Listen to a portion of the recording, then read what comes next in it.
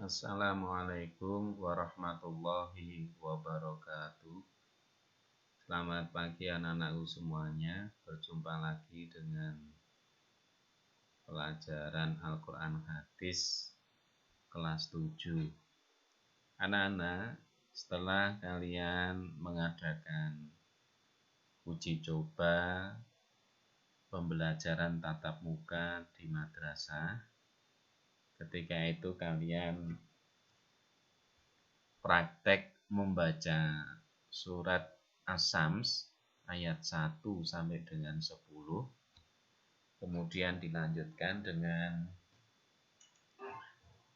pembelajaran daring yang sudah saya berikan materinya, penjelasan dari surat As-Sams ayat 1 sampai 7 tentang 7 fenomena alam yang menakjubkan. Nah, pada pertemuan kali ini anak-anak semuanya, kita akan melanjutkan penjelasannya, yaitu sumpah Allah Subhanahu wa Ta'ala. Setelah Allah Subhanahu wa Ta'ala bersumpah dengan ciptaannya di atas, ayat 9 dan 10 surat As-Sam ini menjelaskan apa yang hendak ditekankan Allah dengan sumpah-sumpah di atas.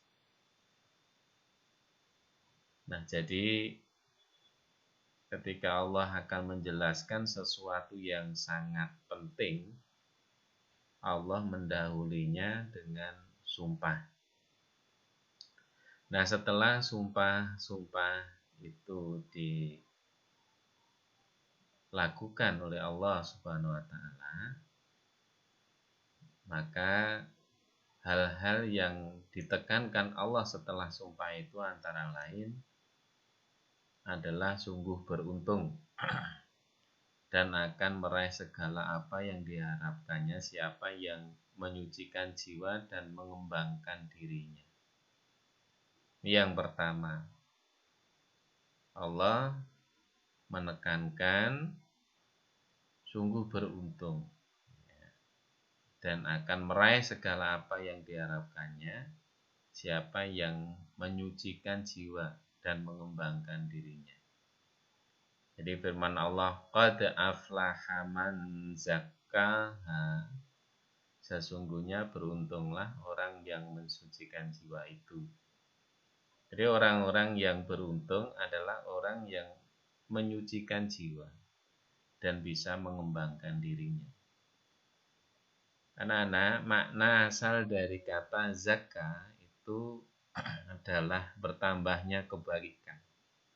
Sehingga yang dimaksud dengan ayat tersebut adalah bahwa siapa saja yang berusaha untuk menyucikan, memperbaiki, dan mengisi jiwa dengan memperbanyak amal ketaatan dan kebaikan, serta menjauhi segala keburukan, maka pastilah dia akan beruntung.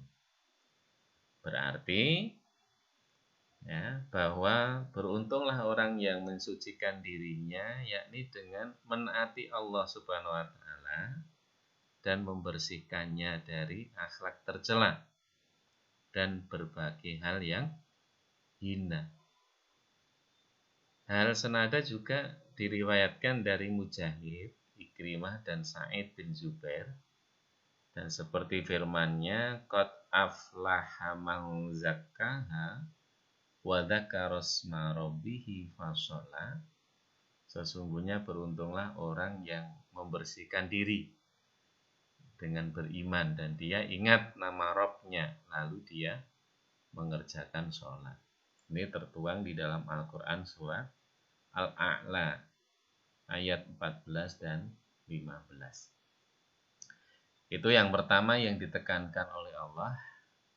Kemudian yang kedua yang ditekankan oleh Allah, sungguh merugilah siapa yang memendamnya, yakni menyembunyikan kesucian jiwanya. Wa qad khaba man dassaha, sesungguhnya merugilah orang yang mengotorinya. dengan membawa dan meletakkannya pada posisi menghinakan dan menjauhkan dari petunjuk, sehingga dia berbuat maksiat dan meninggalkan ketaatan kepada Allah. Dan mungkin juga mempunyai pengertian dan merugilah orang-orang yang jiwanya dibuat kotor olehnya. Jadi yang pertama tadi Allah menekankan beruntung bagi orang yang menyucikan jiwa dan mengembangkan dirinya. Kemudian tekanan yang kedua adalah merugi bagi orang yang mengotori jiwanya.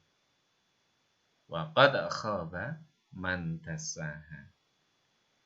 Nah, anak-anak, ya, perlu dimengerti makna asal kata dasa adalah menutupi. Orang yang bermaksiat artinya dia telah menutupi jiwanya yang mulia dengan melakukan berbagai macam dosa.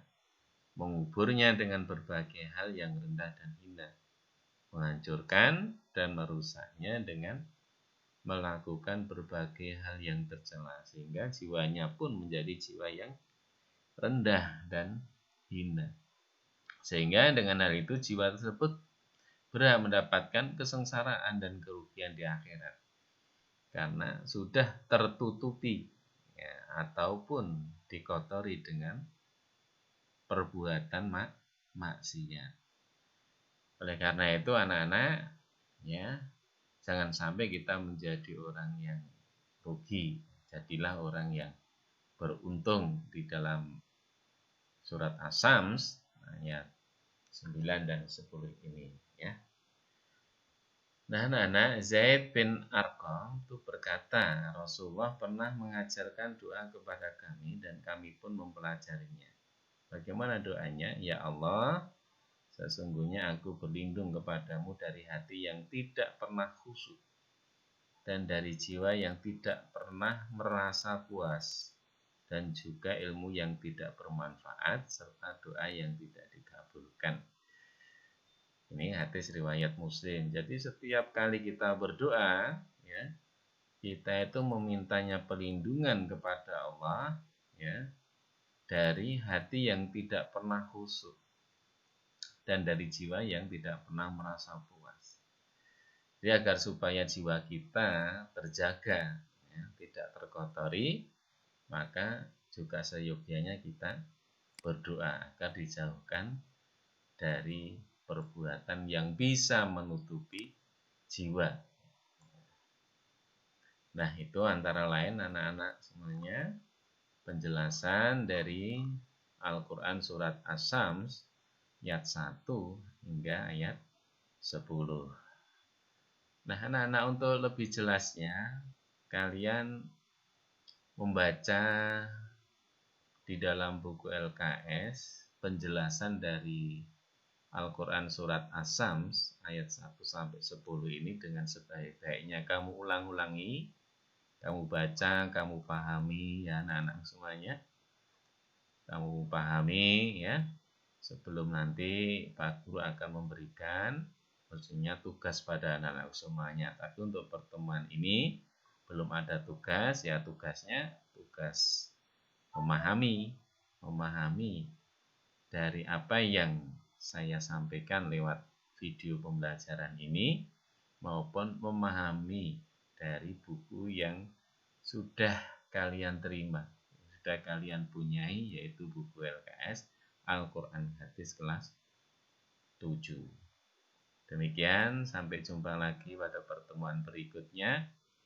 Tetap jaga kesehatan, ya, kalau keluar rumah memakai masker, sering cuci tangan, jaga jarak, ya, jaga jarak, jangan bergerombol, ya.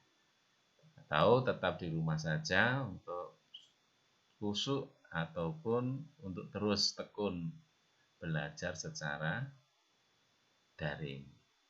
Assalamualaikum warahmatullahi wabarakatuh.